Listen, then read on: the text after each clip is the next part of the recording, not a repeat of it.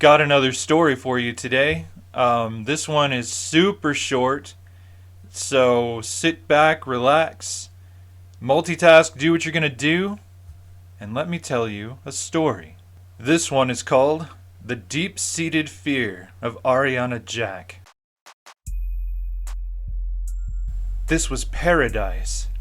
Ariana Jack relaxed, for the first time in what seemed like ages, as she stretched out on her towel and soaked up the sun. All around her, people were simply enjoying life, diving into the community pond, enjoying food, drink, and good company. Children were laughing, young couples were flirting. Ariana was home. But how had she gotten here?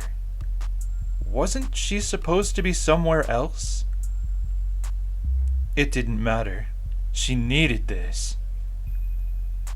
The blaring siren of the emergency beacon abruptly stole Ariana from her reverie. She sat up, removed her sunglasses, wiped the sweat from her brow, her head darting from side to side, her eyes flashing over all of her surroundings, alert like a warrior on the battlefield. Nothing was amiss. The crowd began to slip back into their frivolous occupations. It was probably another test, a false alarm. Nothing to fear. The alarm stopped just as suddenly as it had begun, but this time it did not give way to silence. Instead, the shrill siren was replaced by a voice coming over the public alert system in panic. "This is not a test! Repeat, this is not a test! The worst has come to pass. They're here.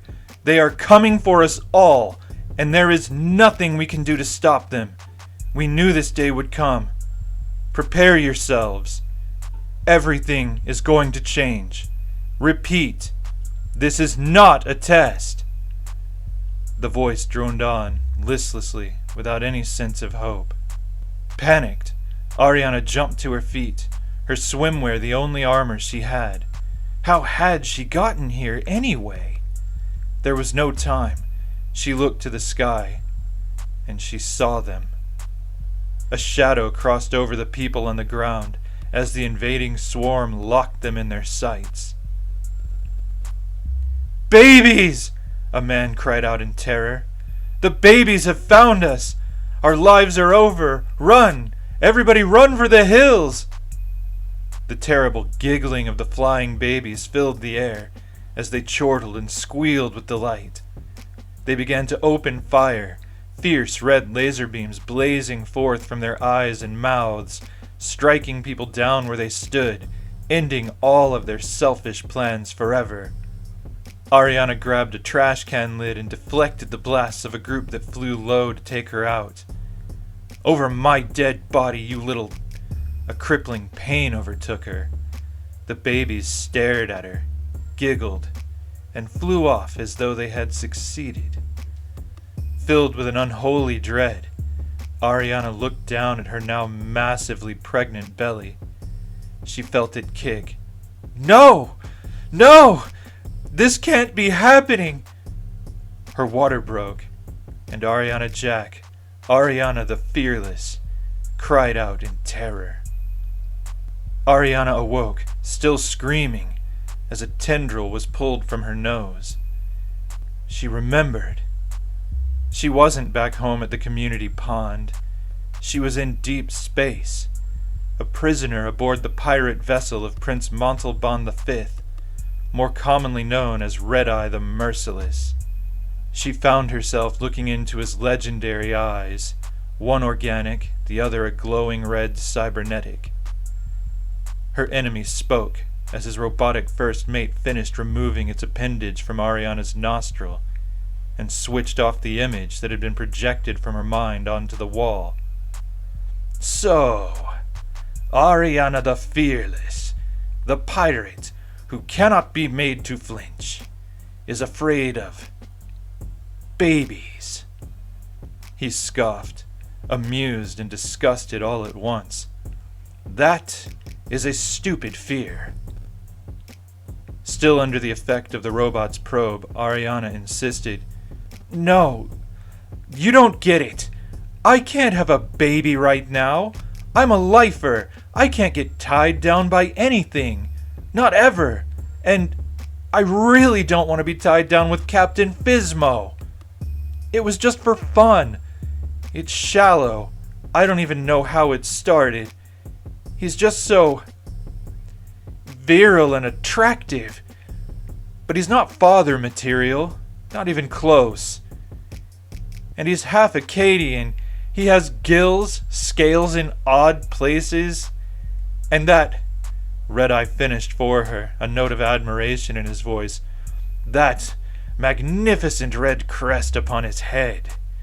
Yes, Acadians are beautiful creatures.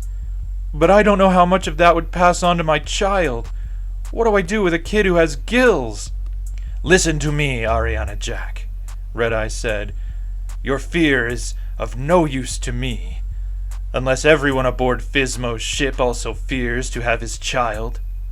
You, however, fear nothing else, and would make an excellent addition to my crew. I can offer you many things. We have the star chart, leading to the treasure moons.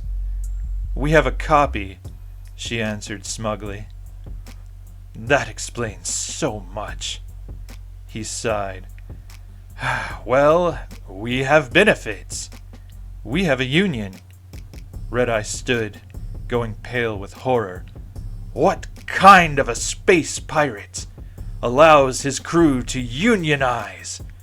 The robot at his side spoke then. Captain Red-Eye, the enemy ship is closing in. The captain nodded. Very well then, Phobos.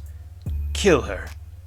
Louder, he said to all within earshot. Battle stations!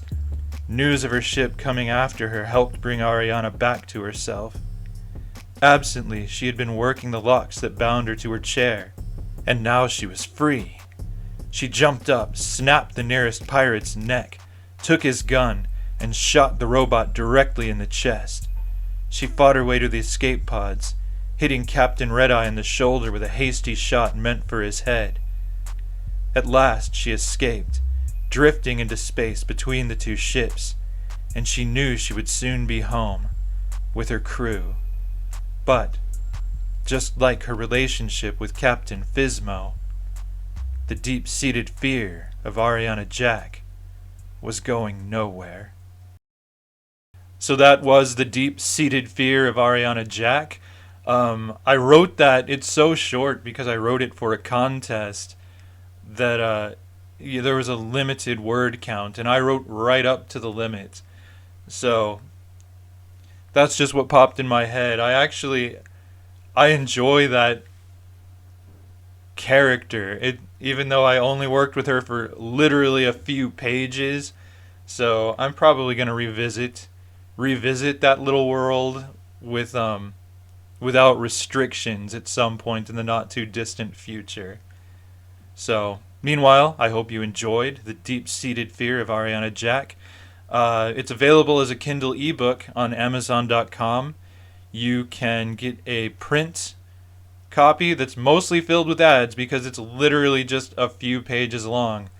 But if you would like something to hold in your hand, something tangible, or for the bookshelf, you can do so at my website, glennslade-clark-jr.com. There's an exclusive link to a print copy. And also, if you don't want to spend any money and don't need to hold anything in your hand, don't mind that it's not in the standard ebook format, you can also download a PDF copy at my website for free and just read it. And that's pretty much it. That's it. Real quick video today. Like the video if you like the video. Subscribe if you would like to see more of these stories or any of the other weird things I do on YouTube on this channel that should not be done. And I guess I'll see you next time.